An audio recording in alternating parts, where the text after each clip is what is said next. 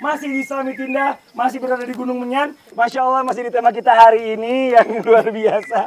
Yakin besok masih hidup. Ngapain sih pukul-pukul kaki saya sakit tahu? Nah ini kita lanjut lagi. Ibu Iil ya? Iin. Iin. Iya. Udah salah kenceng lagi. Namanya Ibu Iis. Wa'id, Iid, Sayyid. Ibu Iid. Ya, Sayyidah. Ya. Ibu Iid tadi bertanya, Ustadz semuanya, Masya Allah luar biasa ya. Ustadz Maulana terutama, ini bicara masalah seandainya ada yang meninggal, Iya. terus dia meninggalkan banyak utang, begitu Ibu ya? Iya. Terus utang Utangnya itu bekas kebutuhan sehari-hari. buat gitu. hari-hari, buat makan, Iya. buat anaknya sekolah. Nah terus itu bagaimana gitu? Nggak sanggup bayar. Nggak sanggup bayar. Nggak sanggup keburu bayar meninggal. Iya. Nggak sanggup bayar meninggal. Hmm. Mau nggak Ustadz Maulana bayarin? Ya. Bukan itu pertanyaannya. Ibu Iid itu ya? Iya. Terima kasih banyak Ibu Iid. Sama-sama. Tepuk tangan buat Ibu Iid. Silakan dijawab Ustadz Maulana. Tafadhol. Bismillahirrahmanirrahim. Allahumma shalli ala sayyidina Muhammad wa ala sayyidina Muhammad. Masya Allah, tabarakallah. Islam itu indah.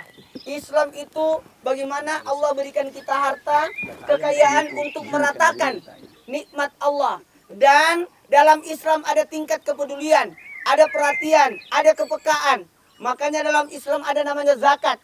Di dalam surat Taubah ada 8 yang mendapatkan zakat itu. Untuk pembagiannya kepada fakir, miskin, amil, fisabilillah, orang yang tergantung utang. Termasuk orang yang tergantung utang. Inilah yang dapat bahagian daripada zakat. Nah sebelumnya kalau ada yang pertanyaan seperti ini, mohon maaf astagfirullahaladzim. Yang pertama siapa yang bayar? Ahli warisnya. Jadi ingat, bukan hanya harta yang mau dibagikan, tapi utang juga dibagikan. Makanya kalau ada yang meninggal kepada ahli warisnya, dengarkan baik-baik. Bayarkan dulu utangnya, bayarkan nazarnya, dan tunaikan wasiatnya. Jadi 3 yang harus wajib dilakukan oleh ahli waris. Apa itu? Bayarkan utangnya, nazarnya. Tahu nazar? Itu nazar ya. Bayarkan nazarnya ya. Nazar. Utangnya, sangkutannya, nazarnya, dan tunaikan wasiatnya. Barulah hartanya dibagikan. Yang kedua, siapakah yang bayarin utangnya? Disinilah letaknya orang-orang di sekitarnya. Siapa itu? Orang yang ditempati berutang. Sebaiknya kalau bisa mengakhlakkan, mengikhlaskan, maafkan, halalkan, ikhlaskan. 2, 3. Maafkan, halalkan, ikhlaskan. 2, 3. Maafkan, halalkan, ikhlaskan. Gitu. Supaya aman. Bahkan nanti dari kemudian orang-orang ini mendapatkan kemuliaan bagi orang yang menghalalkan, memaafkan, mengikhlaskan. Dan berikutnya, siapa yang bertanggung jawab atas utang itu? Disinilah letaknya adanya pemimpin pemerintah setempat. Dengan apa? Dengan mengambil dari zakat untuk membayarkan utangnya. Jadi diawali dengan orang anak keturunan ahli waris, orang di sekitarnya atau orang yang ditempati berutang, diminta halalnya, kemudian barulah yang terakhir adalah pemerintah setempat atau dalam hal ini adalah amir. Masya Allah. Terima kasih banyak Ustadz. Masya Allah. Nah sekarang saya mau kasih kesempatan lagi sama ibu-ibu. Yang mau nanya lagi silakan. Angkat tangannya. Ayo. Punten Ibu silakan boleh maju ke depan. Ini yang paling banyak sumbangannya. Woi. Setiap ada acara beliau yang nyumbang. Masya Allah. Untuk ongkos angkot kemana-mana. Betul tidak Bu? Kayaknya Ustadz Maulana kenal banget sama ibu-ibu sini. Jangan-jangan jodohnya orang sini juga. Assalamualaikum warahmatullahi wabarakatuh. Waalaikumsalam. Saya Lin Sopilin. Nama ibu siapa Bu? Lin Sopilin dari Majelis DKMT Sipaul Kulub, Kecamatan Maja, Kabupaten Majalengka. Oh, tepuk tangan dong Bu. Silakan Ibu Lin. Saya mau bertanya kepada Habib. Habib, boleh. Habib, Ya Ibu Punten. apakah ada tanda-tanda seseorang yang mau meninggal? Loh, pertanyaannya nggak enak ya Bu ya. Untung bukan saya ditanya. Itu aja Ibu Lin. Terima kasih, tepuk tangan dong buat Ibu Lin. Silakan duduk kembali.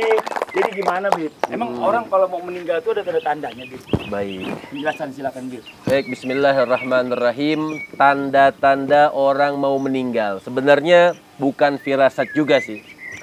Ada seorang nabi yaitu di antara nabi-nabinya Allah Subhanahu wa taala. Beliau ini dekat, artinya nabi ini dekat dengan, biasanya kan para nabi itu dekat dengan malaikat-malaikat, termasuk malaikat Israel.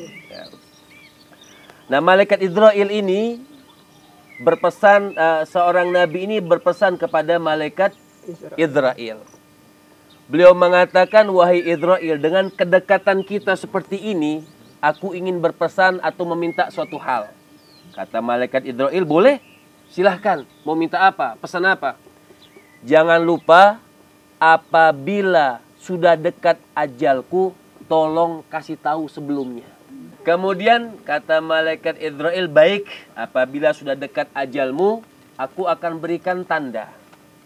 Maka sudah lama, beberapa tahun kemudian, tidak ketemu dengan malaikat Israel ini. Subhanallah, suatu saat malaikat Israel datang.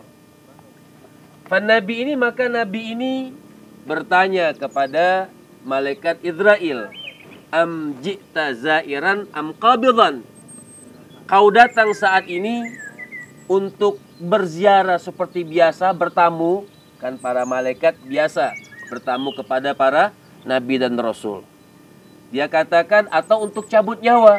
Dia katakan qabidan, zairan wa qabidan. Datang ziarah juga, datang buat nyabut nyawa juga. Kaget ini nabi. Kan aku sudah berpesan, tanda-tandanya apa? Kok nggak diberi tanda? Maka kok nggak ada tanda-tandanya? Kok nggak dikasih tahu sebelumnya? Kata malaikat Israel, aku sudah kasih tanda 3 tanda. Atau 3 pemberitahuan. Lu mana? Yang pertama, malaikat Israel katakan apa? Rambut sudah mulai putih. Waduh, itu salah satu tanda. Kalau ditanyakan bagaimana sih walaupun kita sehat, tapi ubannya banyak, nah tanda. Ubanan. Kan betul? Ya, badannya sehat, tapi banyak uban. Itu yang pertama. Itu suratnya, tandanya. Iya. Oh, berarti bisa dijawab. Apa tuh? Semer. Oh, semir. Semer. Semir itu kan cuma nutupin. Jadi cuma nutupin aja. Pada dasarnya memang ada ubannya. Kemudian tanda yang kedua apa? Tanda yang kedua, darinya tegap, sudah bungkuk, lemes. Biasanya kuat, nanjak ke gunung. Karena udah faktor Iya. udah faktor maka sudah tidak kuat lagi. Yang terakhir, biasanya giginya ompong. Oh, coba dicek Bu. Yang mana yang giginya ompong? Dulu kuat giginya, sekarang udah ompong. Jadi Seperti itu 3 tanda ya yang Dan perlu kita tanda lagi perhatikan. yang terakhir, Apa lagi, Bib? biasanya sakit. Oh, Mau sakit apa aja?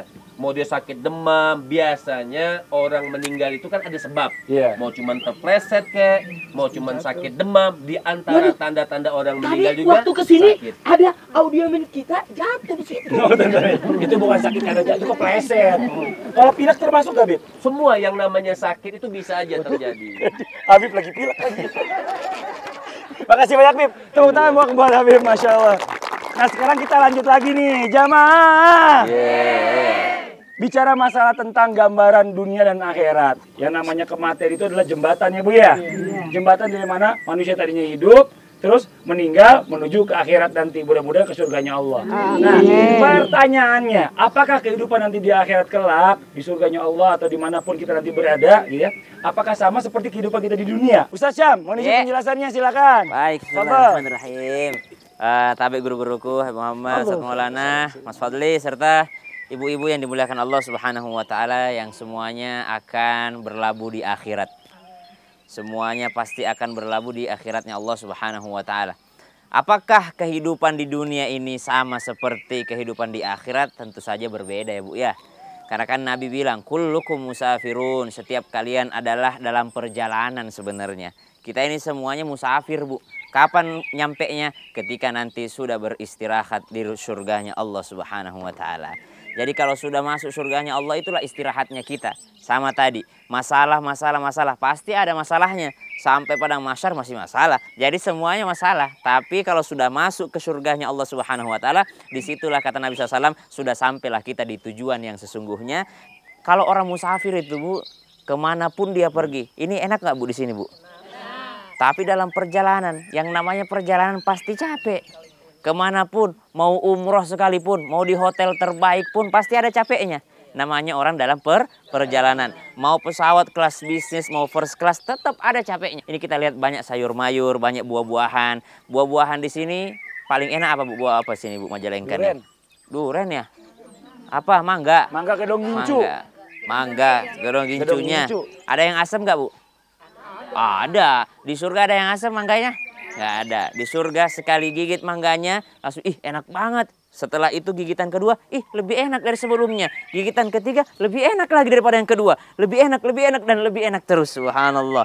Makanya dikatakan, khalidina fiha hasunat mustaqarran wa muqama. Dalam surah Al-Furqan disebutkan, a'udzubillahi minasyaitonirrajim. Ulaika alladhina yujzauna al-ghurfata bima sabaru wa yulaqqawna fiha tahiyatan wa salama. Khalidina fiha hasunat mustaqarran wa muqama.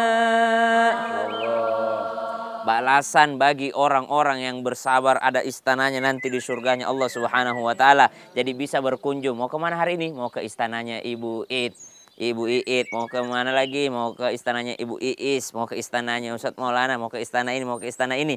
Maka bisa saling berkunjung, subhanallah. Dan ternyata di sana dikatakan khalidina fiha hasunat mustaqarra wa muqama. Selama-lamanya di dalamnya, tapi itu adalah tempat terbaik untuk tinggal, tempat terbaik juga untuk transit. Ada orang transit di surga, Bu. Ibu mau transit di surga nggak, Bu? Berarti singgah doang di surga. Maksudnya setelah kita singgah di surga ada tawaran baru. Mau nggak ke tempat yang lebih bagus lagi? Ada lagi. Jadi kita bisa ngumpul ya. Masya Allah. Tepuk tangan dong Bu. Ini luar biasa ya. Jadi kita bicara masalah tentang kehidupan nanti setelah di dunia. Tergantung bagaimana kita juga kebaikan kita di dunia. Amal ibadahnya, ridhonya Allah. Jamaah. Masih ada satu pertanyaan lagi. Kemarin ini sempat banget ya yang ada kejadian viral. Anak umur 1,5 tahun ini meninggal dunia. Nah ini banyak teman-teman saya yang masih punya anak kecil ini bertanya, Mas Fadli tolong tanyain dong sama guru-gurunya, sama guru-guru Ustadz Maulana, Habib Muhammad, Ustadz Syam ataupun siapapun yang bertugas, katanya ada nggak sih doanya atau mungkin ada nggak sih amalannya supaya kita itu terhindar dari yang namanya kematian yang mendadak. Apalagi kalau misalnya, mohon maaf sebelumnya, anak-anak masih kecil banget yang kita lagi berharapnya banyak banget gitu loh Bib. Biar jadi orang hebat, biar jadi penghafal Quran dan lain-lain. Mau izin penjelasannya bagaimana Bib? Tafadhol Bib. Baik ya Allah. Bismillahirrahmanirrahim. Kalau ditanyakan mati mendadak, sebab ini kan semuanya ini kan haknya Allah. Ini semuanya hak Allah Subhanahu wa taala. Sebenarnya mati mendadak itu hadiah. Ya, hadiatul, tapi bahasanya hadiatul mukmin. Mati mendadak ini bisa dikatakan hadiahnya orang mukmin. Mukmin itu berarti memang dia sudah betul-betul muslimnya, beriman betul kepada Allah Subhanahu wa taala. Ini sebagai istirahatnya buat dia. Hadiah dari Allah tanpa sakit sudah. Memang dikasihkan nikmat oleh Allah Subhanahu wa taala sudah dapat syurganya Allah Subhanahu wa taala. Nah, masalahnya kan terkadang orang tadi yang kita bahas tadi, orang yang meninggal dunia dia muslim tapi belum bertaubat. Sehingga waktu Isra wal Mi'rajnya Rasul, Nabi melihat ada kaum, satu kelompok manusia yang disiksa oleh Allah Subhanahu wa taala di pintu neraka yang ketujuh. Maka Nabi bertanya kepada Sayyidina Jibril, "Siapa haula? Siapa mereka?" Maka Sayyidina Jibril mengatakan, "Itu sebagian besar umatmu yang meninggal dunia mendadak belum sempat bertaubat." Nah, jadi memang meninggal mendadak ini artinya kapan saja sebenarnya meninggal itu semua mendadak. Kapan, walaupun saya sakit, memang tandalah sakit. Tapi kan malaikat Idrail itu ibarat tuh nggak jauh dari tengkuknya kita. Kemana kita berjalan, disitulah maut menjemput atau maut menunggu kita. Jadi mati mendadak. Cuman kalau ditanyakan, ada nggak sih amalan? Nah, ini amalan memangnya. Makanya ulama kita menganjurkan selalu melazimkan membaca surah Al-Kahfi. Orang yang lazim mau dia malam Jumat atau setelah Jumat, hari Jumatnya yang melazimkan membaca surah Al-Kahfi dihindarkan yang namanya dari meninggal mendadak. Masya Allah. Terima kasih banyak Habib atas penjelasannya. Sebentar, saya tuh dari tadi agak dengar suara-suara aneh. Oh, nggak enak banget suaranya. Jangan gitu dong, lagi bahas ruh-ruh gini. Tuh. Lagi. Tuh. Di Suara gunung. apa ya? Apa emang begitu ya? Ya Allah. Bentar. Bukan. Itu tuh. Tuh, dengerin. Nih. Oh, jamaah. Ustadz Maulana lapar. Ini deh, tenang aja ya. Saya ajak nanti semuanya nih jalan-jalan kita makan, ya. Jamaah juga ditraktir makan. Ustadz yang bayar. Ya. Pokoknya gini. Kita mau jalan-jalan, ibu kan rumahnya di sini. Iya, benar. Kalau kita ajak ibu-ibu, nanti suaminya marah. Oh iya. Enggak, ibu-ibu boleh bayar masing-masing. Nah, bentar, itu kode. Mau nanya ibu-ibu yang punya suami yang boleh ikut gitu. Ya. Oke, terima kasih banyak buat semua jamaah yang ada di sini ya. Jamaah yang ada di rumah nih, jangan kemana-mana. Setelah ini kita masih jalan-jalan. Nah, pengen tahu kita kemana? Pokoknya pantang itu saja. Islam itu indah, jalan-jalan ke Majalengka. Alhamdulillah. Jangan benihnya padi tertunda. Jamaah, oh jamaah. Alhamdulillah. Sayapku sepi